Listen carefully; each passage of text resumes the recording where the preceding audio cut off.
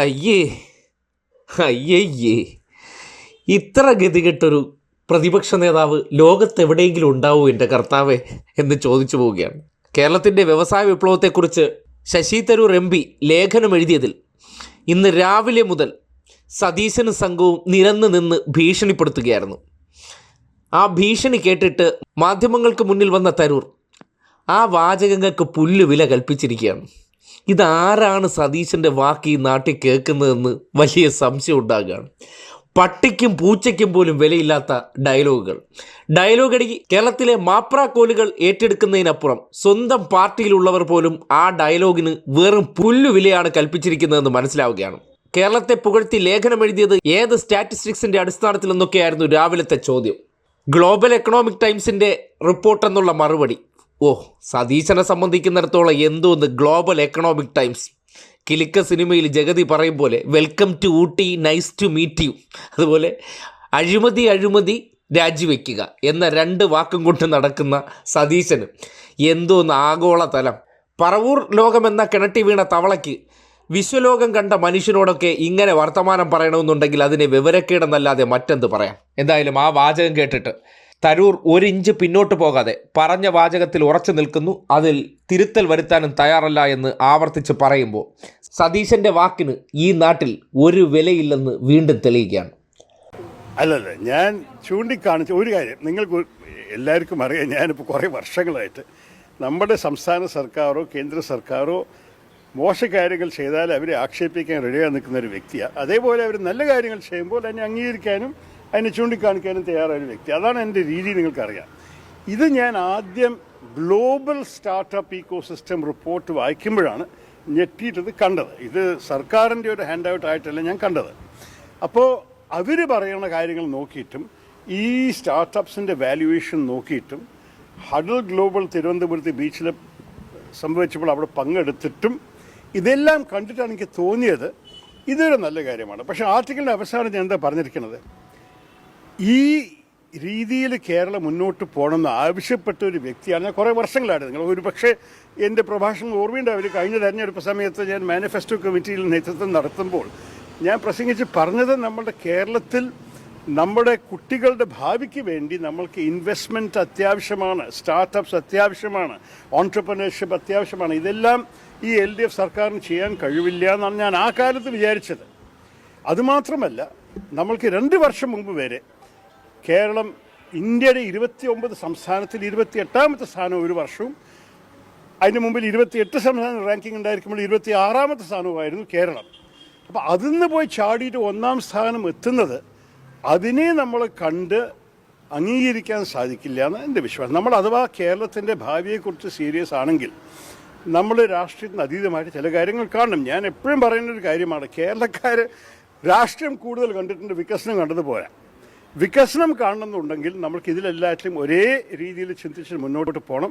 അപ്പം ഞാൻ പറഞ്ഞ കുറേ വർഷങ്ങളായി ആവശ്യപ്പെട്ട ഓരോരോ കാര്യങ്ങൾ പെട്ടെന്ന് ഈ 1.5 വർഷം 18 മാസത്തിൻ്റെ കഥയാണ് ഞാൻ എഴുതിയിരിക്കുന്നത്. ഈ 18 മാസത്തിൽ സർക്കാർ ഇതെല്ലാം ചെയ്യാൻ തുടങ്ങിയിട്ടുണ്ടെങ്കിൽ അതിന് ഞാൻ തപ്പ് കൂട്ടിയിട്ട് പറയുന്നു ഇതുപോലെ പോകണം. പക്ഷെ അത് ഞാൻ പറഞ്ഞിട്ടുണ്ട്. ചിലവർ പറയുന്നു ഇതൊക്കെ ഇവർ ഭരിക്കുമ്പോൾ ചെയ്യാൻ തയ്യാറായിരിക്കും, നാളെ ഇലക്ഷൻ തോറ്റാൽ, അടുത്ത വർഷം ഇലക്ഷൻ തോറ്റാൽ ഈ ഒരേ സർക്കാർ വന്നിട്ട് ഇതിനൊക്കെ തടസ്സപ്പെട്ടിട്ട് ചുവന്ന കൊടി കാണിച്ചുകൊണ്ടിരിക്കുന്നതാണ്. അത് ചെയ്യരുത്. ഞാൻ അതുകൊണ്ടാണ് എൻ്റെ എഴുത്തിലത്തെ അവസാനത്തെ പാരഗ്രാഫ് എന്തായിരുന്നു, എല്ലാ പാർട്ടികളും ഈ കാര്യത്തിൽ ഒരേ ഒറ്റക്കെട്ടായിട്ട് നിൽക്കണം. അത് ആര് ഭരിക്കുകയാണെങ്കിലും നമ്മൾക്ക് കേരളത്തിന് ഇതാണ് ആവശ്യം. ഓൺട്രപ്രനർഷിപ്പ് അത്യാവശ്യമാണ്, ഈ സംസ്ഥാനത്തിൽ ഇൻവെസ്റ്റ്മെൻറ്റ് അത്യാവശ്യമാണ്, വികസനം അത്യാവശ്യമാണ്. ഇത് ഞാൻ കുറേ വർഷങ്ങളായി പറയുന്ന ഒരു കാര്യത്തിൽ എനിക്ക് ഒരു മാറ്റവുമില്ല. ഞാൻ മുമ്പ് പറഞ്ഞ കാര്യം വീണ്ടും ഇന്ന് ഈ റിപ്പോർട്ട് കണ്ടിട്ട് ഈ റിപ്പോർട്ടിൻ്റെ അടിസ്ഥാനത്തിലും കേരളത്തിൻ്റെ പെർഫോമൻസ് കണ്ടിട്ടാണ് ഞാൻ പറഞ്ഞത്. പിന്നെ ഞാനൊരു കോട്ട് വെച്ചത് രാജീവന് ഞാനത് പറഞ്ഞിട്ടുണ്ട്.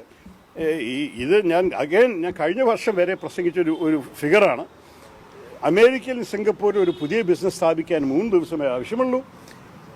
ഇന്ത്യയിൽ സ്ഥാപിക്കാൻ ആവറേജ് 114 ദിവസമാണ്, കേരളത്തിൽ സ്ഥാപിക്കാൻ 236 ദിവസമാണ്. ഇത് പറഞ്ഞ് അത് എൻ്റെ തലയിൽ കയറിക്കഴിഞ്ഞൊരു കണക്കായിരുന്നു. പക്ഷേ പെട്ടെന്ന് ഞാനൊരു പ്രഭാഷണം കേട്ടു രാജീവിൻ്റെ, ഇന്ന് കേരളത്തിൽ ബിസിനസ് തുടങ്ങാൻ 2 മിനിറ്റ് മതിയെന്ന്. അപ്പോൾ ഞാൻ അതിനെക്കുറിച്ച് അന്വേഷിച്ചു, സംസാരിച്ച് കണ്ടുപിടിച്ചതാണ് ചില സിംഗിൾ വിൻഡോ ക്ലിയറൻസ് വഴിക്ക് എല്ലാ പെർമിഷൻസും എല്ലാ ലൈസൻസും ഒരു ദിവസത്ത് കൊടുക്കുന്ന ഒരു 1-2 ദിവസത്തിൽ കൊടുക്കുന്ന സാഹചര്യങ്ങൾ. അപ്പോൾ ഞാൻ പറഞ്ഞു, ഇത് ഹൈപ്പർബലി അല്ലെങ്കിൽ ഇത് എക്സാജറേഷൻ അല്ലെങ്കിൽ ഇതിനെയും നമ്മൾ പ്രോത്സാഹിപ്പിക്കണം എന്ന് എഴുതിയിരുന്നു. അപ്പോൾ ഞാൻ എല്ലാ അടിസ്ഥാനത്തിലും എല്ലാ ഫാക്ട്സിൻ്റെ അടിസ്ഥാനത്തിലും ഡോക്യുമെൻറ്റ് സൈറ്റ് ചെയ്തിട്ടും ഡേറ്റ്സും ഫിഗേഴ്സും വെച്ചിട്ടാണ് ഞാൻ പറഞ്ഞിരിക്കുന്നത്. ഒരേ സമയം ഞാൻ പറഞ്ഞു ഇതിൽ എല്ലാ പാർട്ടികളും ഒരഭിപ്രായത്തോടെ നിൽക്കണം. എൻ്റെ അർത്ഥം ഇതേപോലെ നമ്മൾ അടുത്ത വർഷം ഭരണത്ത് വന്നാൽ നമ്മൾക്കും ഇതൊക്കെ ചെയ്തുകൊണ്ടിരിക്കണം. ആ സമയത്ത് ഇപ്പോൾ ഭരിക്കുന്നവർ നമ്മളെ എതിരിക്കരുത് രാഷ്ട്രീയത്തിൻ്റെ പേരിലെന്ന് ഞാൻ പറയാം. അത് ആർട്ടിക്കിൾ വായിക്കാൻ പറയണം. ഞാൻ എന്നോട് ചോദിച്ചിട്ടില്ല, ഞാൻ ചൂണ്ടിക്കാണിക്കാം. ഞാൻ എല്ലാറ്റിൻ്റെയും ആ റിപ്പോർട്ട്സ് അഥവാ ആ റിപ്പോർട്ടിൽ വല്ല കുറ്റമുണ്ടെങ്കിൽ നമ്മൾ തർക്കിക്കണം. ഞാൻ ഈ ഗ്ലോബൽ സ്റ്റാർട്ടപ്പ് ഇക്കോസിസ്റ്റം റിപ്പോർട്ട് ലോകത്തിൻ്റെ എല്ലാ രാജ്യങ്ങളും എല്ലാ സംസ്ഥാനത്തിൻ്റെയും ഒരു റിപ്പോർട്ടാണ്. അത് ഞാനോ ഒരു ഇന്ത്യൻ സ്ഥാപനമല്ല ഇറക്കിയിരിക്കണം. അത് ഇൻ്റർനെറ്റിൽ നിങ്ങൾ കയറിയിട്ട് നോക്കിക്കോളൂ, ഗൂഗിളിൽ എവിടെ നിന്നാണ് ഞാൻ അത് എടുത്തിരിക്കുന്നത്.